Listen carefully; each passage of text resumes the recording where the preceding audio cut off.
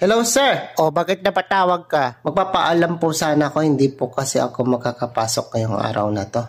Alam, bakit naman biglaan yan? Alam mo namang hindi pwedeng umabsent. Alam mo namang marami tayong ginagawa, di ba? Kasi po, sinunog ko po yung bahay ng kaibigan ko. Ay, tarantado ka. Ba't mo sinunog? Masama yun, di ba? Masama naman ang gali mo pag ganyan. Opo, masama nga po yun. Pero ayoko po kasi ng mga taong masyadong matanong po eh. Ayaw mo na matanong, kaya mo sinunog? Kung tanong po siya ng tanong, kaya nainis ako, madali akong mapikon eh. Ganon ka mapikon, anak ng... Yung pasensya ko maikli lang, kaya sinunog ko po yung bahay niya.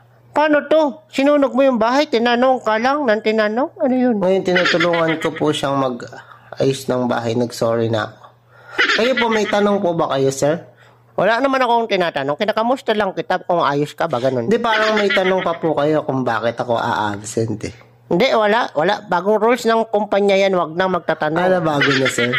Siyempre, kailangan ng mga empleyadong katulad mong damuho ka, nagpapahinga din. Ay, maraming salamat, sir.